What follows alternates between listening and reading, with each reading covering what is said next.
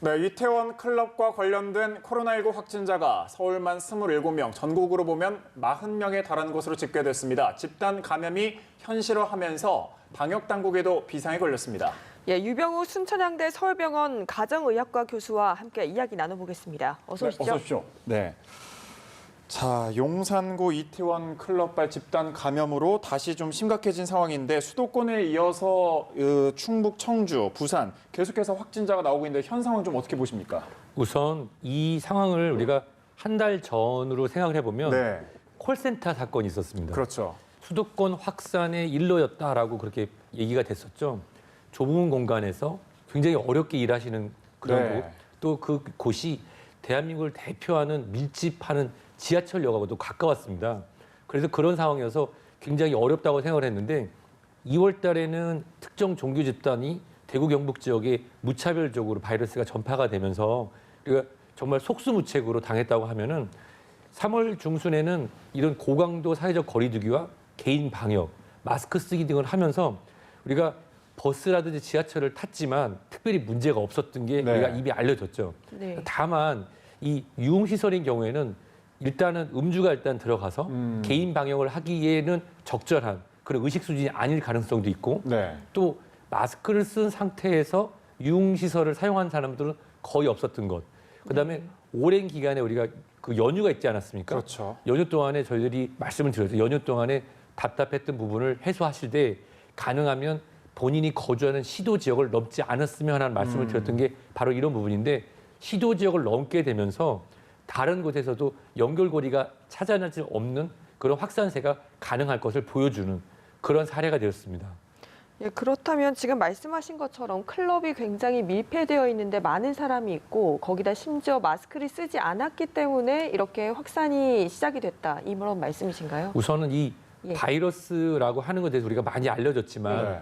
이 비말, 주로 이제 비말로 인해서 전파가 되고 근데 제가 사실 이 클럽 같은 유흥시설을 사용해 본 적은 없는데 20여 년 전에 대학 다닐 때 생각하면 큰 유흥시설 가면 앞 사람하고 대화를 하려면 정말 대화가 안 되니까 더 가까이 돼야 되죠. 소리도 예, 크게 예. 해야죠. 소리도 크게 되다 예. 보면 비말이 더 많이 확산이 됩니다. 어, 그리고 그런 유흥시설은 환기가 어렵고 예. 네. 많은 사람들이 불특정한 사람들이 계속 직접적으로 한두 명이 접촉하는 것이 아니라 접촉하고 또 접촉하기 때문에 한 번에 노출된 것이 아니라 여러 번 노출돼서 발병하기 충분한 바이러스를 얻기 쉬운 환경이 됩니다.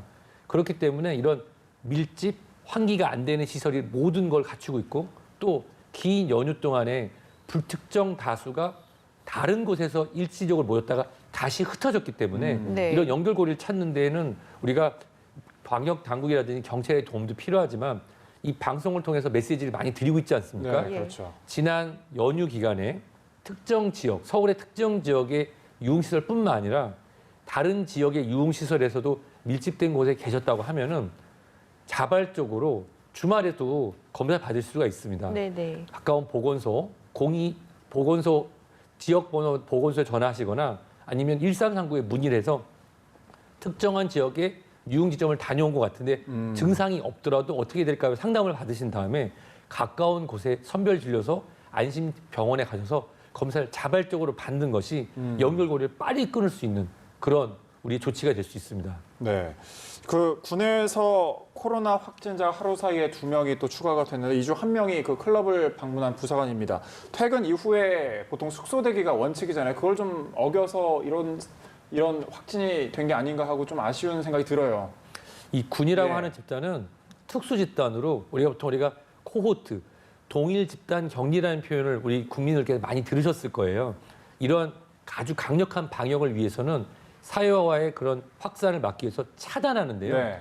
군이라고 하는 집단은 이 일반 사회랑은 동떨어져 있는 어떻게 예. 보면 자발적이면서도 어떤 규율이 있는 이런 동일 격리가 되고 있던 곳입니다. 예. 근데 그런 규칙이 깨지는 순간 어떻게 되는지를 보여주는 아주 그런 좋은 사례가 됐죠. 예. 그래서 사실 이 군에 관련된 보도라든지 방역에 대한 부분들은 조심스러운 부분이 있는 것이 국민분들이 자녀분들을 군에 보내는데 군대에 이런 게 확산된다고 하면 괜히 두려워하실 그렇죠. 수가 있어요. 하지만 우리가 지금까지 알아본 바에 의하면 실질적으로 군 방역은 굉장히 까다로우면서도 완벽하게 진행이 됐습니다. 네. 다만 이런 연휴 기간에 몇몇 규칙이 지켜지지 않은 부분이 좀 안타까울 뿐이죠. 좀 더 다시 고삐를 매야 된다는, 고삐를 매서 방역을 강화해야 된다는 메시지를 이해하시면 좋을 것 같습니다. 예, 지금 살펴보니까 확진 판정을 받은 부사관 이후에 지금 국방부 전체가 굉장히 비상입니다. 이 해당 하사와 동선이 겹친 장병 100여 명을 유전자 증폭 검사를 하고 있다고 하는데 이 유전자 증폭 검사가 어떤 검사인가요? 보통 우리가 여러 가지 표현이 되지 순수한 한국말로 표현해 주셔서 감사합니다.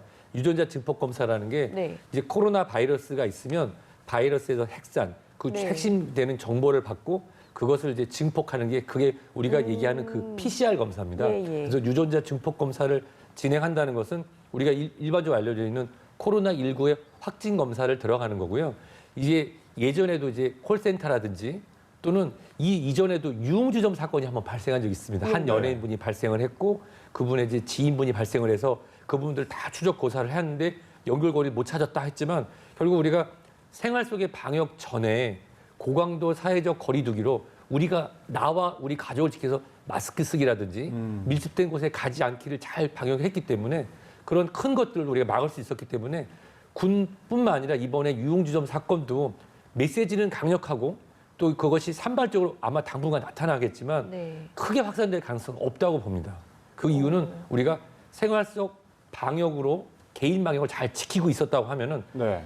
100명 중에 98명이 마스크를 쓰고 있으면은 확산되지 않거든요. 다만 이것이 마스크를 쓰는 사람들이 70명, 60명 밑으로 떨어지고 다수가 마스크 없이 활보하고 밀집된 곳에 대한 경계심이 떨어진다고 하면은 그건 다시 대구 경북과 같은 그건 다시 돌아올 수 없는, 다시 나타나지 않아야 되는 일이 발생할 수 있습니다. 생활 방역은 확실하게 신경을 써야 된다는 말씀이신 거죠? 그렇습니다. 이태원 클럽 방문한 청주 20대 남성 코로나19 잠복 기간 중, 그러니까 잠복 기간 중에서 백화점에서 사흘 동안 근무를 한 것으로 확인이 됐는데 잠복 기간, 이 잠복기에도 전염이 될 가능성이 어느 정도인가요, 좀? 일반적으로 예. 이 감염 질환이라고 하는 것은 잠복기 증상이 없을 때는 이 감염되지 않는다는 게 통설이고 정설이었습니다. 네. 그런데 이 코로나19는 같은 비슷한 사스 코로나 바이러스나 메르스 코로나 바이러스와 달리 이 증상이 없는 잠복기에도 감염 가능성이 있다라고 하는 것이 계속 학계에도 보고가 되고 있습니다.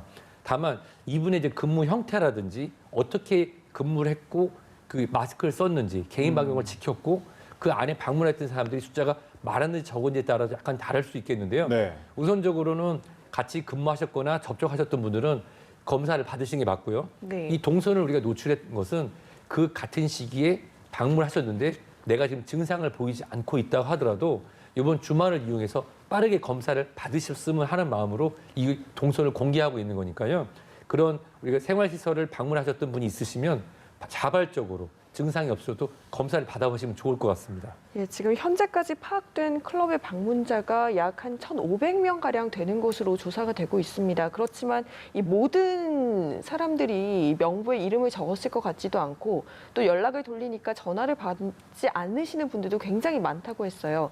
그러면 역학조사를 뭐 어떤 식으로 해야 조금 빠르게 좀 효율적으로 할 수 있을까요? 이런 경우에는 이제 법적으로 개인 정보에 대한 허가를 이제 행정명령으로 받아서 네. 기지국 추적이라는 방법을 사용하게 됩니다. 예. 핸드폰의 신호라든지 핸드폰의 문자 추적이 발생하는 지역을 예를 들어서 특정 지역의 유흥시설을 만약에 우리가 지정을 한다면 거기 있는 기지국을 개인정보 동의를 받고 그 법적 행정명령을 받아서 그 전화번호의 주인을 찾고 그것이 이제 경찰이라고 하는 그런 행정력을 통해서 연락이 갈 수 있도록 하는 시점이 될 것 같고요.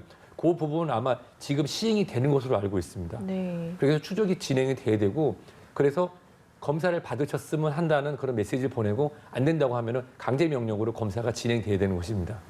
예, 정세균 총리가 최선을 다해서 확산 차단할 것이라고 그 입장을 밝혔는데 아무래도 이 시설 특성상 접촉자를 밝히기가 또 쉽지 않을 뿐더러 신분 노출을 꺼릴 가능성이 좀 있잖아요. 자발적 접촉자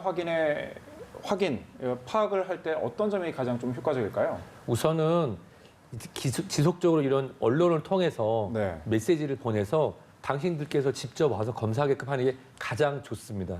근데 그렇지 않다고 하면은 행정명령을 통해서 아까 말씀드린 대로 이 개인의 정보, 즉 전화번호라든지 연락처를 확인할 수 있는 그런 행정력을 갖다 동원하는데 그럴 때 이제 경찰의 행정명령이 필요하겠죠. 대한민국 국민들이 모두 다 본인의 그런 이동 통신 수단을 사용한다는 가정하에 네. 그 이동 통신의 그런 연결고리 또는 이 신용카드의 사용 거래 증명 등을 통해서 특정한 지역의 특정한 장소에 있었다고 하면은 그것을 개인정보 동의를 통해서 확인을 하고 그것을 경찰 등의 행정명령을 통해서 진행을 한다고 하면은 어느 정도 연결고리를 찾을 수 있다고 생각합니다. 예, 지금 오늘 바로 몇 시간 전에 박원순 시장의 기자회견이 있었습니다. 클럽이나 유흥주점 모두 즉시 집합 금지 명령을 강제 조치하겠다. 이렇게 결정을 내렸는데 아무래도 생활 방역으로 전환하고 얼마 되지 않은 시점에 이런 제재가 좀 강하게 느껴질 수는 있는데 어쩔 수 없는 대처라고 보시나요? 이것은 우리가 약간 좀 다르게 생각해야 되는 게 있는데요. 네. 그러면 카페에도 이미 마스크 안 쓴 사람들이 많은데 네. 꼭 굳이 여기에만 집합해야 되나 하는데 우선 일종의 사람이 많이 모이는 곳 가면요. 식당도 그렇고 또 카페도 그렇고 테이블을 좀 치우거나 아니면 손님을 앉는 방역을 생활 방역으로 해서 좀 띄워놓는 그렇게 하면서 생활 속 방역으로 돌아가고 있습니다. 그런데 이러한 유흥시설 같은 경우는 계속 말씀해 주셨지만 방문자의 신원을 확인하기 어려운 점 그리고 개인 방역 준수의 마스크 착용이 어려운 점 그리고 이 조용한 전파가 진행되고 있다고 저는 믿습니다. 네. 조용한 전파가 진행되고 있는 시점에서 이러한 일이 이제 나타났는데요.